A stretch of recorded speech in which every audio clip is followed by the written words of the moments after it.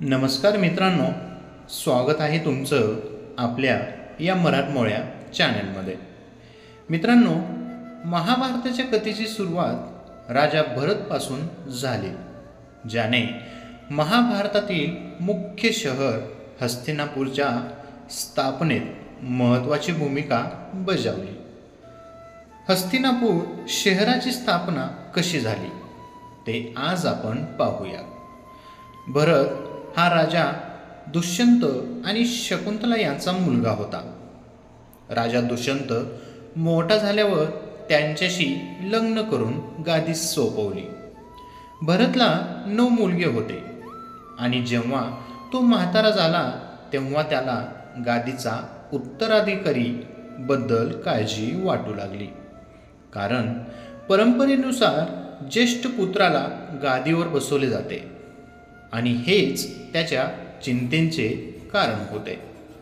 भरतने आपल्या मुलांशी आणि मंत्र्यांशी याबद्दल बोलले, पण त्यांच्या लक्षात आले की आपला एकही मुलगा राज्य करण्यास योग्य नाही। आता राजा भरतने विचार केला की दुसरा कोणताही पर्याय नसल्यामुळे मोठ्या मुलाला गादीवर बसवणे योग्य आहे। आता भरत राजाला आपला भूतकाळ आठवू लागला। त्यांच्या आई वडिलांनी त्याला अभिमानाने गादीवर कशी सोपवली होती आणि आपल्या गुरूंची शिकवण आठवली। राजा भरतच्या वडिलांप्रमाणे ते एक महान योद्धाही होते।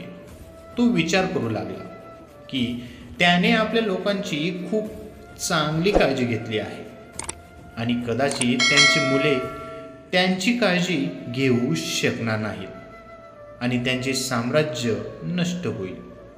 आता त्यांच्या मनात विचार आला की आपल्या मुलाऐवजी दुसऱ्याला गादीवर बसवायचे। आता भरतच्या मनात एका तरुण माणसाचे दर्शन घडले, जो खूप शक्तिशाली आणि शूर होता आणि त्यांच्यासारखाच आपल्या साम्राज्यावर राज्य करू शकतो। आता त्याला कुटुंबाशिवाय आपल्या साम्राज्याचा विचार करायचा होता। एके दिवशी त्यांनी दरबारात बैठक बोलावली आणि घोषणा केली, मी राजा दुष्यंत आणि शकुंतला यांचा मुलगा भरत भूमन्यूला माझा उत्तराधिकारी म्हणून घोषित करतो। आपल्या मुलांऐवजी एक सामान्य तरुणाला आपला उत्तराधिकारी बनवल्याचा त्यांचा निर्णय ऐकून कोर्टातील सर्वांनाच धक्का बसला। प्रत्येकाला भूमन्यूला उत्तराधिकारी बनवण्याच्या प्रश्नांचे उत्तर हवे होते।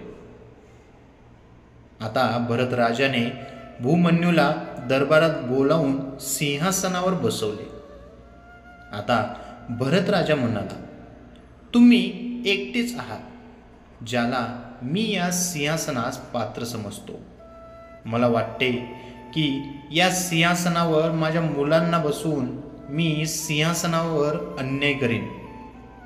या तरुणाच्या शौर्याने मला खूप आनंद झाला आणि या सिंहासनाचा योग्य वारस कोणी असेल तर तो भूमन्यू आहे। आता भरत राजाने भूमन्यूचा हात धरून त्याला नमस्कार केला। आता भूमन्यूच्या अपेक्षेनुसार भूमन्यूने खूप चांगले राज्य केले आणि लोकांना तो खूप आवडला। भूमन्यूच्या मुलांचे नाव सुहोत्र होते, ज्यांचे भूमन्यूनंतर साम्राज्यांचा ताबा घेतला। सुहोत्रानंतर त्यांचा मुलगा हस्ती याने गादी घेतली। हस्ती यांनी हस्तिनापूरची स्थापना केली, जिथे महाभारताची संपूर्ण कथा सुरू होते। पुढील भाग लवकरच। मित्रांनो, ही छोटीशी माहिती आवडली असेल तर आपल्या व्हिडिओला लाईक, कमेंट आणि आपल्या चॅनलला सबस्क्राईब करायला विसरू नका। धन्यवाद।